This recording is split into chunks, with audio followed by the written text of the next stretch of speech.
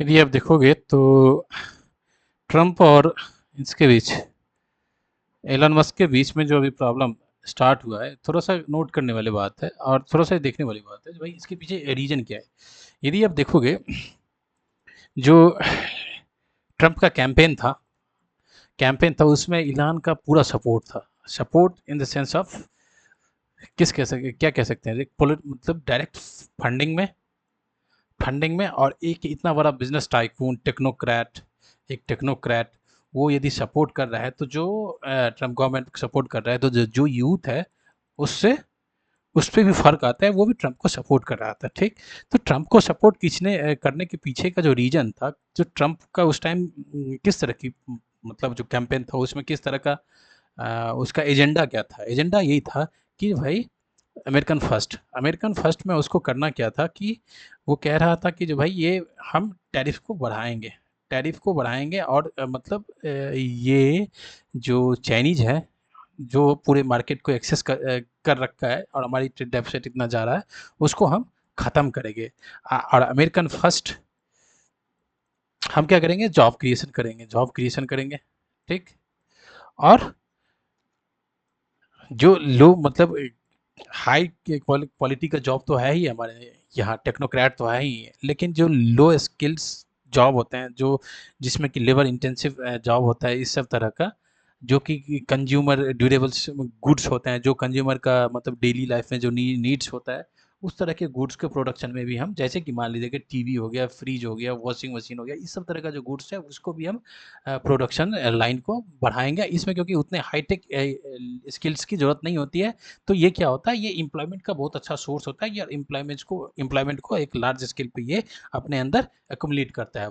तो ये एक ट्रंप का कुल मिलाकर जो कैंपेन था यही था, अमेरिकन फर्स्ट पे था। ठीक, तो इलान इसके साथ आया, इसका क्या मतलब था, जो इलान मस्क इसके जो आइडिया थे उसको वो सपोर्ट कर रहा था, मतलब दोनों का आइडियोलॉजी या थॉट मैच कर रहे थे। ठीक, समझ गए।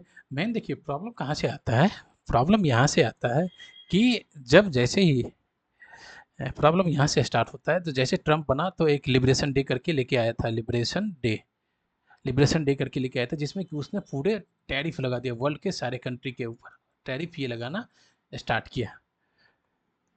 टैरिफ वॉर स्टार्ट हो गया, तो टैरिफ वॉर स्टार्ट होने से क्या हो गया, जो अमेरिका के अंदर चाइनीज गुड्स जो था आना, वो कम हो गया। ठीक,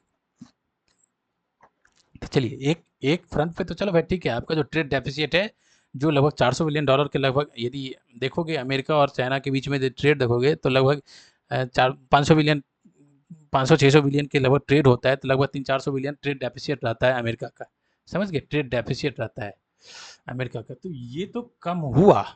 ये ट्रेड डेफिसिट आप टैरिफ लगाए तो ये तो कम हुआ, लेकिन उसके वजह से हुआ क्या, अमेरिकन इंटरनल इकानमी में, मतलब अमेरिकन कंट्री के अंदर हुआ क्या, जो टैरिफ लगा के चाइनीज गुड्स तो आना बंद हो गया, तो इससे क्या हो गया कि यहाँ का जो डोमेस्टिक सिचुएशन मतलब जो था, थोड़ा सा क्या हो गया, इन्फ्लेशन आ गया।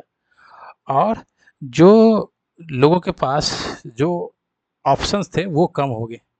ठीक, महंगाई बढ़ गया, क्योंकि चाइनीज जो गुड्स होता है तो चीप होता है।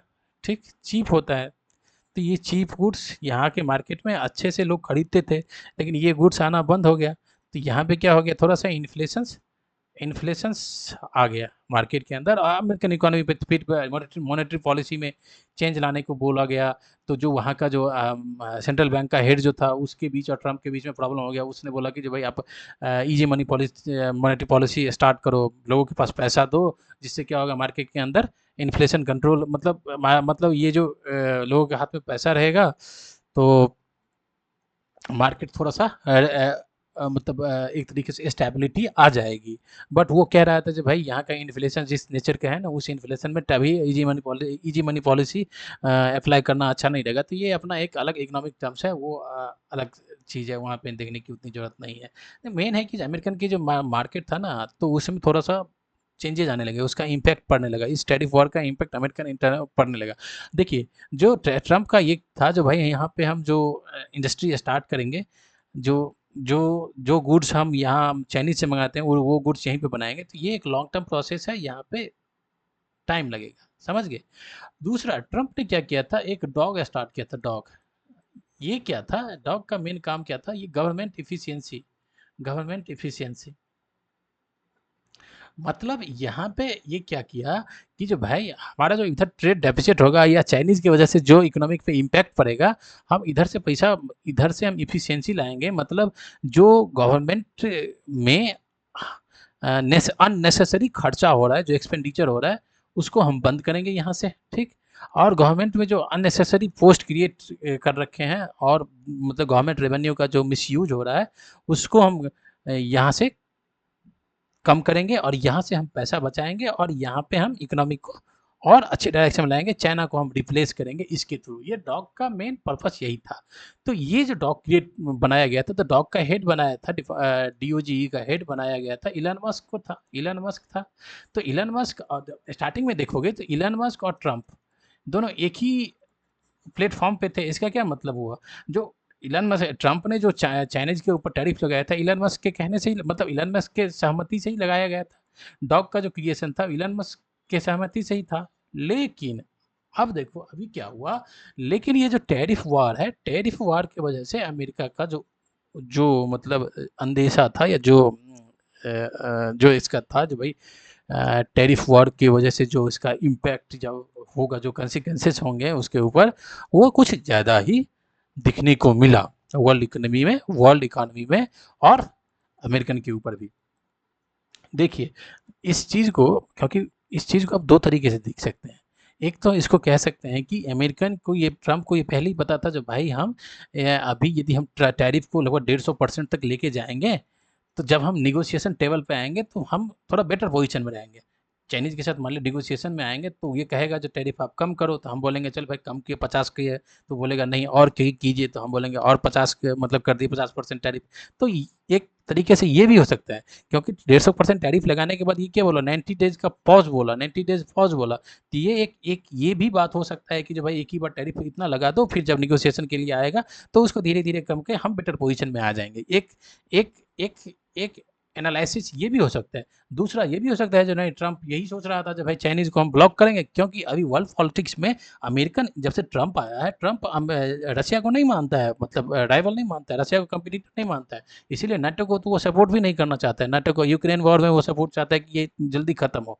तो वो देखता है चाइनीज़ को, और चाइनीज़ को भी किस किस फॉर्म में देखता है, चाइनीज़ का इकोनॉमिक जो उसका फुटप्रिंट वर्ल्ड वर्ल्ड में जिस तरह से बढ़ रहा है, उसको उस चैलेंज के लिए ले रहा है। तो चाइनीज़ को चाहता है जो इकोनॉमिक स्ट्राइक किया जाए, या इकोनॉमिक वॉर जो कहते हैं, उसके थ्रू चाइनीज़ को रोका जाए। तो ट्रम्प का ये माइंडसेट है। तो यदि ट्रम्प ये भी चाहता था, यदि ये ठीक-ठाक काम आ जाता, ये टैरिफ काम आ जाता, तो चाइनीज़ इकोनॉमी को बहुत लॉस होता।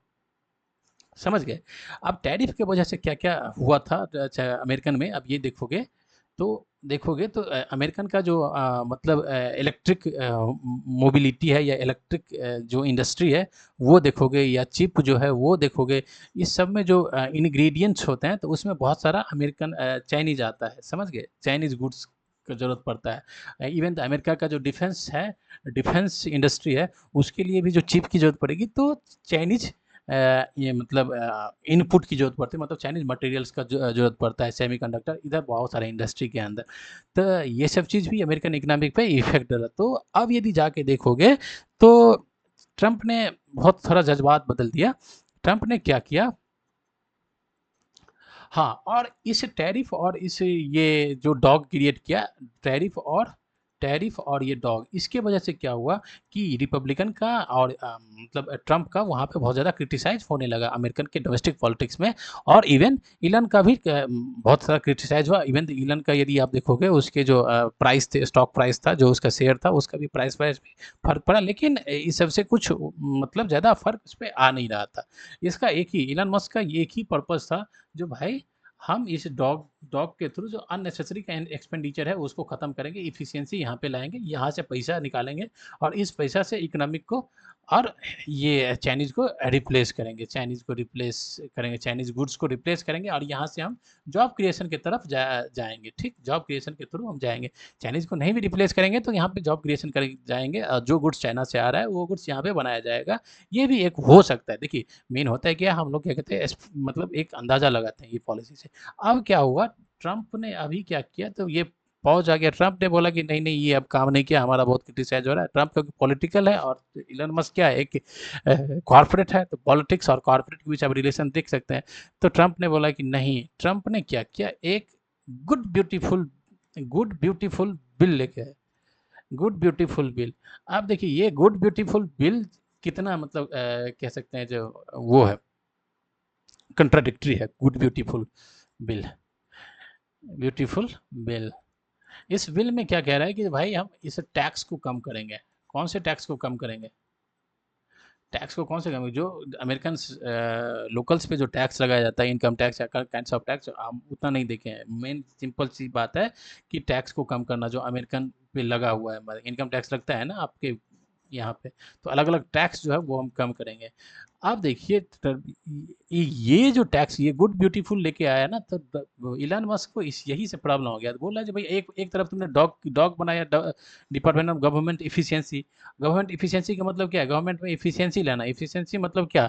जब भाई जहाँ पे 5 लोग लगे हुए हैं और एक काम को कर रहे हैं, वहाँ पे यदि एक लोग से यदि एक काम हो जाएगा तो 5 लोग क्यों लगाएंगे?